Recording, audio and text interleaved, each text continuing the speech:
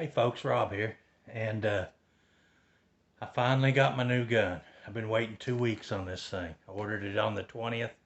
Today's the 2nd, and I just literally picked it up from my FFL dealer just a few minutes ago. And this is a new Heritage manufacturing barkeep from Heritage Manufacturing. Uh, Supposed to be, it's made in the USA in Bainbridge, Georgia. If you watch my channel, you know I've had problems with Heritage, and I'm kind of in the mix with them right now on my Black Widow that I bought that was defective, and they're replacing it, but they're not getting in any hurry. So anyway, I ordered this anyway because when I first seen this, I really wanted this gun.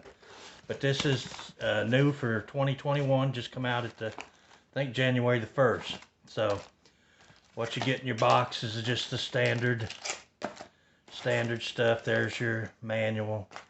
You can get a Magnum cylinder for this. Now these only come with the standard cylinder. These, I don't have the option of the Magnum cylinder. So anyway, 22 only. And I did take it out at the gun shop and inspect it, and typical Heritage style. You know, I wanted my other one to be a good gun, and I hope this gun is not starting out on a bad note itself. Here's your little ejector rod that comes with it. This is to eject the shells. It's got a little H stamped on the end of it there. I don't know if you can see that. Let's see if I can get it. A little H on the end of it. That's your ejector rod, because this does not have an ejector rod.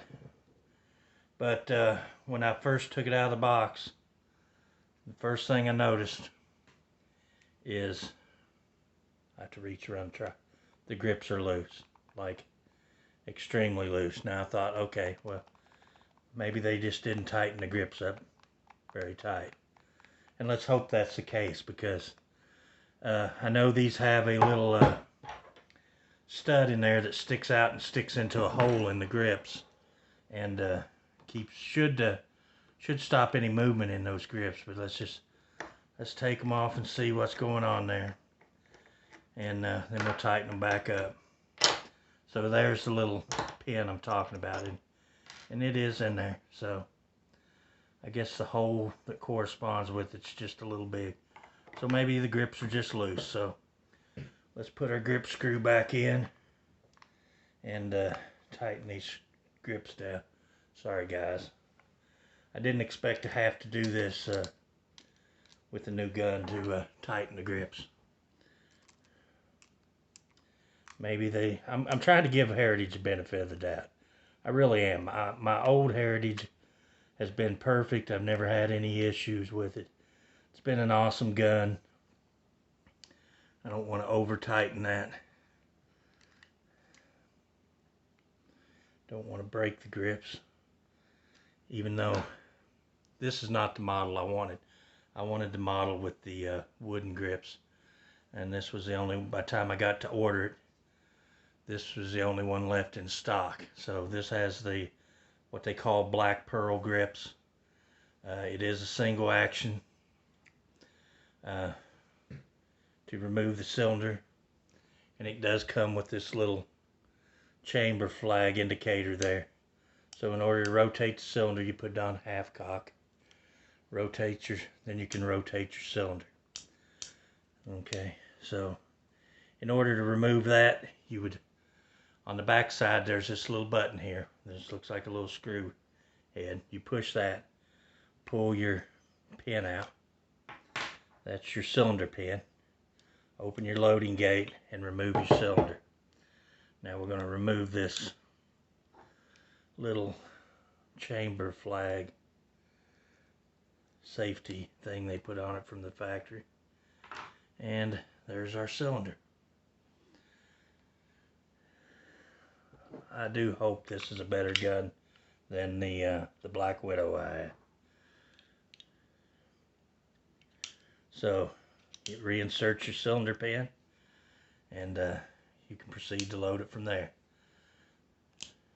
So anyway, that is a look at the Heritage Barkeep, new for 2021. And how does it compare to an older one? Here's my old 6.5 inch. And like I said, I did have the Black Widow, which is 4.5 inch. But, you know, it's, so there's the difference right there.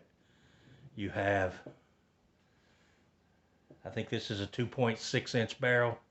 Grip frames, everything's pretty much the same. It's the same gun with the exception of a short barrel and no ejector rod housing. Now these are patterned after the old Colt Peacekeeper was called. Or no, I'm sorry, Colt Sheriff's model. And the Colt Sheriff's model was based on a modifications that people started doing with their like 1873 Navies and their black powder guns, in which they would cut the barrels off and make pocket pistols out of them.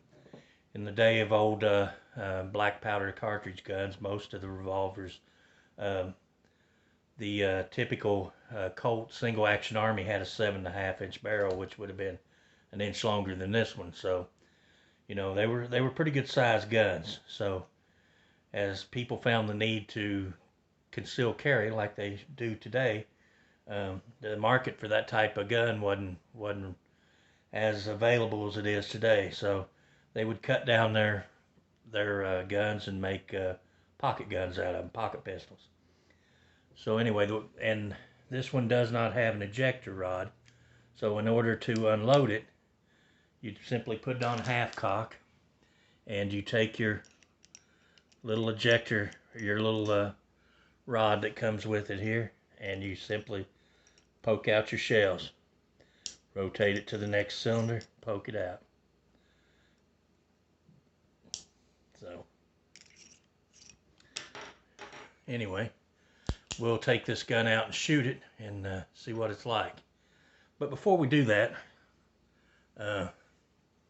seeing this is not the model I really wanted, and the only thing I have to show for the Black Widow is the Black Widow grips, which Heritage sent me back without the gun. So I got my grips back, but no gun. So they're supposed to be sending me a gun at their convenience. And I think that's really unacceptable, because I know they produce these things every day, and they should be able to get me a gun sent out relatively quick. And since I couldn't get the Black Widow because it was a special edition, limited edition gun, I told them I'd basically take whatever they had in stock. Oh, there, that looks much better. Yeah, check that out. Much better. So, now my barkeep is a Widowmaker. Anyway, so we'll put that on that, and we'll just put these black pearl grips up, and maybe when they send me a new gun, I'll put them on it. Because whatever they're sending me is going to be a base model, no frills gun. Anyway, guys, that's a quick look at the Heritage Barkeep.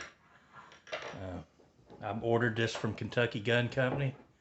It took them about it was about 9 days to get it shipped, and took about 5 days for FedEx to get it to my FFL dealer. So about 2 weeks I've been waiting on this gun. So anyway, guys, next video I post up will be outdoors shooting this thing. Now it's snowed here in Kentucky, and it's cold and snowy, so I don't know if I'll get to put it on paper, or we'll just take it out back and put some rounds through it and see what it does. Anyway, guys, thanks for watching. I appreciate everybody who watches and takes time to leave comments.